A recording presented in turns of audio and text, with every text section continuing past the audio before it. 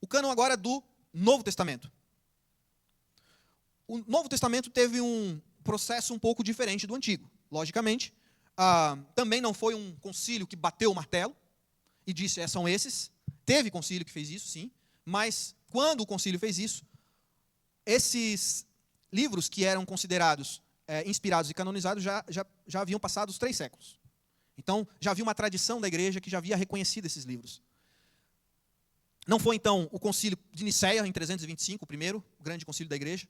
Não foi Constantino que bateu o martelo. O cânon ele já havia sido reconhecido muito antes disso. Haviam alguns critérios aí na igreja para se estabelecer se um livro era ou não era inspirado.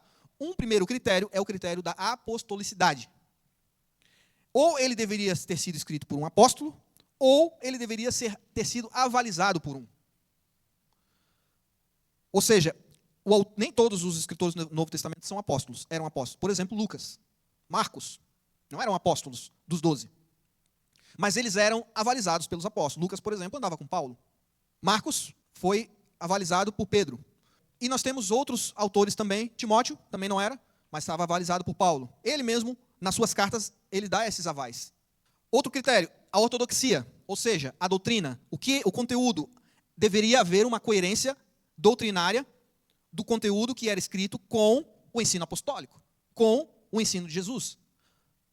Além do que, deveria haver uma correlação com o próprio Antigo Testamento.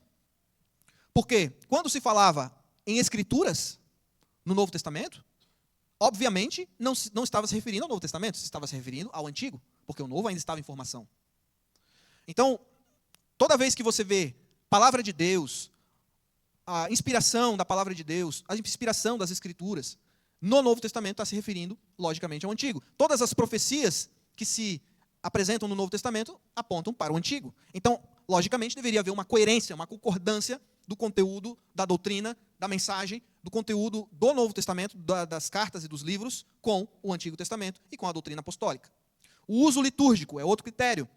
O quanto a igreja utilizava esse material na sua prática, da sua teologia prática, vamos chamar assim. Esse uso litúrgico também era uma forma de reconhecimento pela igreja se aquele livro teria ou não autoridade divina. Outro critério que eu considero muito importante é a questão da datação, da data em que ele foi escrito. Porque não só no primeiro século, haviam muitos outros escritos, além dos apostólicos, além desses que foram canonizados. Mas todos os livros do Novo Testamento, eles foram escritos entre o ano de 50 até o ano de 90 depois de Cristo. Todos no primeiro século. Todos enquanto os apóstolos ainda viviam. Foram escritos livros no segundo, no terceiro século também. Mas esses livros não foram incluídos no cânon justamente por eles terem sido considerados tardios e também de origem incerta. Por exemplo, e também por eles não concordarem com essa doutrina, com a doutrina da igreja. Por exemplo, Pastor de Hermas foi escrito no século II. Epístola de Barnabé foi escrito no século II. Apocalipse de Pedro, existem outros livros também, foi escrito também no segundo século. Obviamente não poderia ter sido escrito por Pedro, apesar de levar o nome dele. Isso era muito comum. A pessoa escrevia um livro e colocava o nome do autor como de outro. Isso eles faziam bastante. Evangelho de Pedro, também existia um Evangelho de Pedro, do segundo século.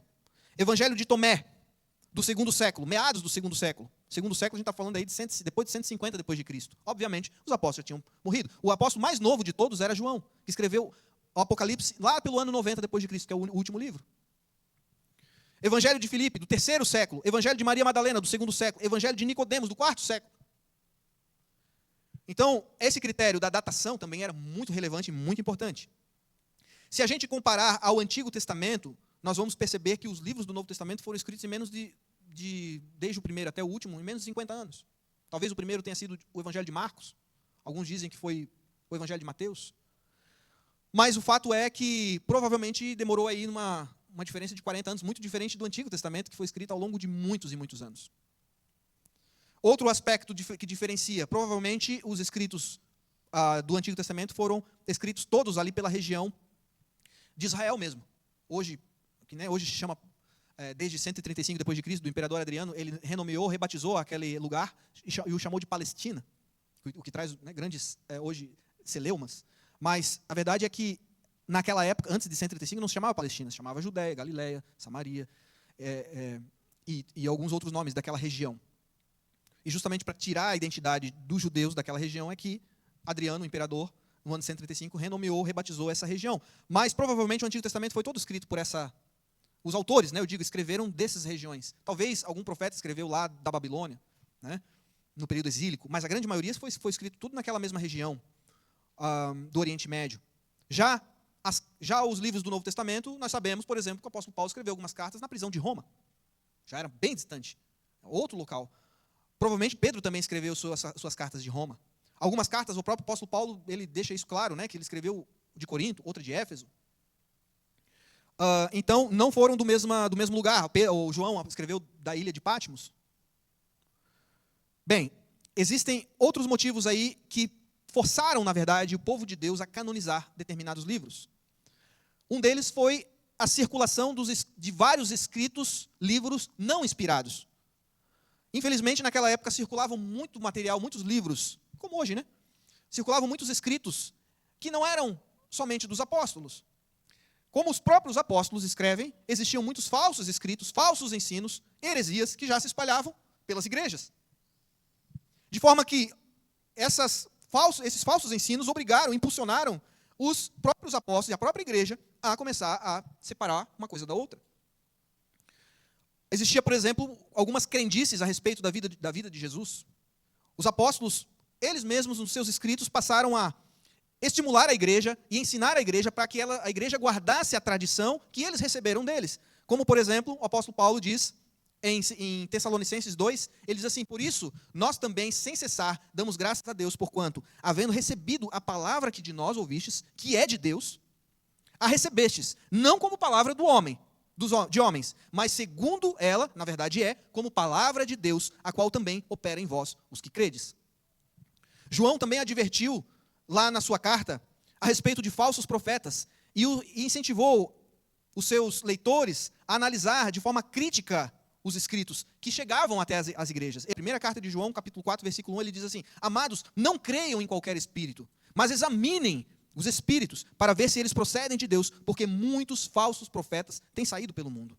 Em outra ocasião, o mesmo João, ele diz, para eliminar uma crendice que circulava em torno dele mesmo, dizendo que ele não morreria. Ele diz assim: divulgou-se, João capítulo 21, 23, divulgou-se, pois, entre os irmãos, o dito de que aquele discípulo não haveria de morrer. Está se referindo a ele mesmo. Jesus, porém, não lhe disse que não morreria, mas se eu quero que ele fique até que eu venha, que te importa a ti? Segue-me tu. Então, por causa desse dito, começou a se divulgar que o apóstolo João não morreria. Este discípulo que testifica dessas coisas e as escreveu, e sabemos que o seu testemunho é verdadeiro. Ele disse isso também lá no capítulo 21, versículo 24. De igual modo, foi o que levou Paulo a autenticar as suas cartas, escrevendo no final com o próprio punho. Esse era um sinal de que as cartas eram de fato de Paulo. Ele assinava de próprio punho. Talvez ele não escrevesse a carta toda, mas chegava no final, ele tinha algum colaborador para escrever, mas chegava no final ele deixava a sua marca. Como está lá em 2 Tessalonicenses 3,17, onde ele diz assim: eu, Paulo, escrevo essa saudação de próprio punho, a qual é um sinal em todas as minhas cartas. É dessa forma que eu escrevo, para que não haja dúvida de que sou eu. Porque ele sabia que se espalhavam mentiras, se espalhavam falsos ensinos e falsos escritos também. Além disso, cada carta era enviada a um portador oficial da parte de Paulo. Paulo encomendava que, às vezes, Tito levava uma carta, às vezes Timóteo. Aqui em Efésios 6 ele diz assim, Efésios 6, 21. Tíquico, o irmão amado e fiel do Senhor, lhes informará tudo o que vocês precisam saber, para que vocês saibam qual é a minha situação e o que eu estou fazendo. Então ele confiava a homens que ele considerava seus discípulos fiéis, que também o colaboravam em levar, às vezes, uma carta, ou mesmo levar as notícias daquilo que ele estava fazendo. Podemos pensar que foram esses falsos ensinos, essas histórias, que impeliram o próprio Lucas a investigar com maior rigor, para investigar quais realmente foram os fatos verdadeiros que aconteceram em torno da vida de Jesus. Lucas 1, ele diz assim: visto que muitos empreenderam uma narração coordenada dos fatos que entre nós se realizaram, conforme nos transmitiram os que desde o princípio foram deles testemunhas oculares e ministros da palavra. Igualmente, a mim me pareceu bem, depois de acurada investigação de tudo, desde a sua origem, dar-te por escrito, excelentíssimo Teófilo, uma exposição em ordem, para que tenhas plena certeza das verdades em que foste instruído. Veja a preocupação de Lucas em narrar a vida de Jesus, porque o Evangelho de Lucas é uma biografia de Jesus, uma das 4 que nós temos, mas Lucas é considerado o mais técnico dos 4 evangelhos, porque ele era médico, ele era um cientista, ele era alguém preparado para investigar de forma como um pesquisador, que foi nas fontes certas para extrair as informações certas. Então, como circulava muita mentira, ele disse, me pareceu muito importante, muito bem, eu agora narrar para você, ele está escrevendo para Teófilo, né? Uma organização desde o início, desde o nascimento de Jesus, tudo o que aconteceu, para que não reste dúvida, para que você tenha plena certeza das verdades em que você foi instruído. Bem, então o primeiro critério aí é o apostólico. Segundo, a leitura do livro dos apóstolos. Os próprios apóstolos atestavam em seus livros ou cartas a autoridade e inspiração dos seus escritos. Veja, que eles mesmos tomavam uma série de cuidados para que a igreja soubesse que os seus livros possuíam autoridade. Iniciou, então, a partir do 1º século já, uma leitura oficial dos livros apostólicos. Como o apóstolo Paulo diz em 1 Tessalonicenses 5:27, pelo Senhor vos conjuro que esta epístola seja lida a todos os santos irmãos. Então, os apóstolos, eles encorajavam a igreja a ler todos os seus escritos. 1 Timóteo 4:11, manda que Timóteo ordene e ensine essas coisas. Recomenda que ele seja um exemplo para os outros. Orienta, versículo 13, orienta a leitura pública das Escrituras, a exortação e ao ensino, até que eu, Paulo, possa visitá-lo. 2 Timóteo 2:2, e o que de mim, entre muitas testemunhas ouviste, confia-o a homens fiéis, que sejam também idôneos para ensinarem a outros. Então, as igrejas, quando elas recebiam as cartas, elas eram estimuladas a trocarem as cartas entre si. Então, a carta que foi lida numa igreja era para ser enviada para outra, a que foi lida na outra era para ser enviada para a primeira, e assim por diante. Como o apóstolo Paulo diz em Colossenses 4:16, uma vez lida essa epístola perante vós, providenciem para que ela também seja lida na igreja dos Laodicenses, e a dos de Laodiceia, e lede igualmente perante vós. Inclusive tem aí uma perda, né? A carta aos Laodicenses nós não temos mais. Mas Paulo escreveu também essa carta aos Laodicenses.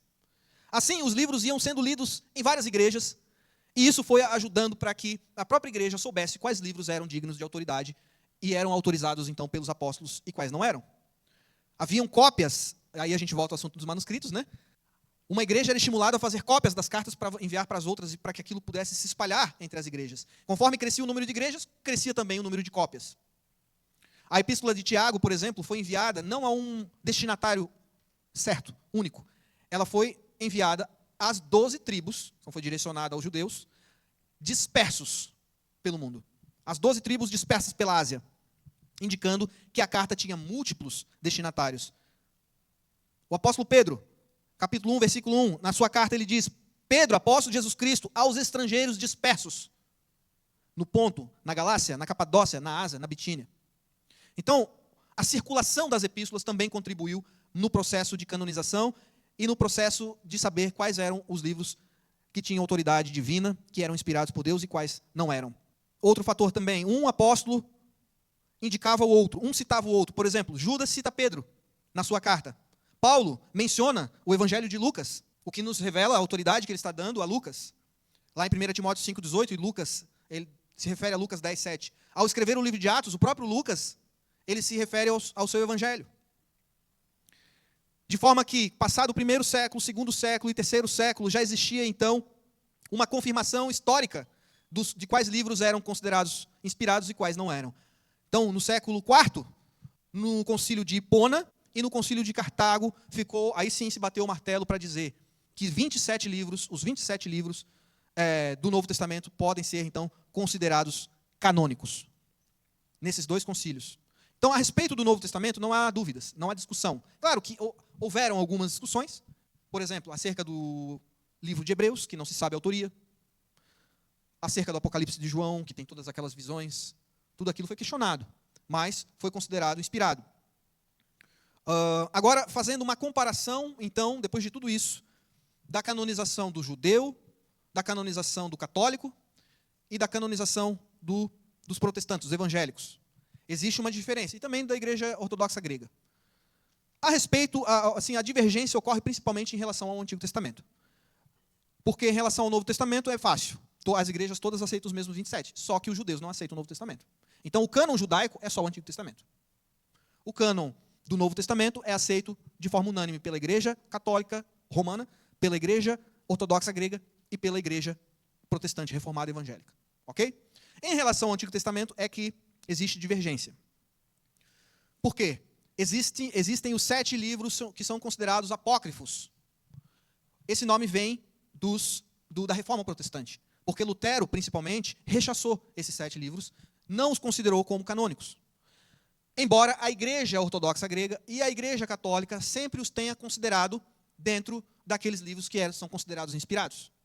Então nós temos Tobias, Judite, 1ª e 2ª Macabeus, Sabedoria, Eclesiástico e Baruque. Não é Eclesiastes, é Eclesiástico, é diferente. E Baruque. Além disso, tem alguns acréscimos no livro de Esther e no livro de Daniel também. Todos esses 7 livros que eu citei, os acréscimos, eles são chamados de apócrifos, ou deuterocanônicos. E eles são aceitos pela Igreja Católica Romana, pela Igreja Ortodoxa Grega, como dentro do cânon. Como eu disse, na Reforma, Lutero e os reformadores rechaçaram esses livros, e por causa dessa atitude, a Igreja Católica, na Contra-Reforma, chamou um concílio, em 1545, chamado Concílio de Trento, e ela bateu o martelo a respeito dos livros apócrifos, dizendo que eles são canônicos, sim, para ser uma resposta para os reformadores, né? Então existe essa divergência entre os chamados apócrifos ou deuterocanônicos. Essa divergência já era discutida desde os pais da igreja, lá no século III, IV, V. Orígenes, por exemplo, ele debate a respeito da canonicidade desses livros. Eusébio, mesma coisa. Agora, é importante para nós o quê? Os judeus não consideram os livros apócrifos no seu cânon. Os judeus. Para os judeus, são aqueles 22, que é o mesmo 39 nossos. Só quem aceita são os católicos romanos e a Igreja Ortodoxa Grega, que eles entendem que são 46 livros no Antigo Testamento. Os 39 mais os 7.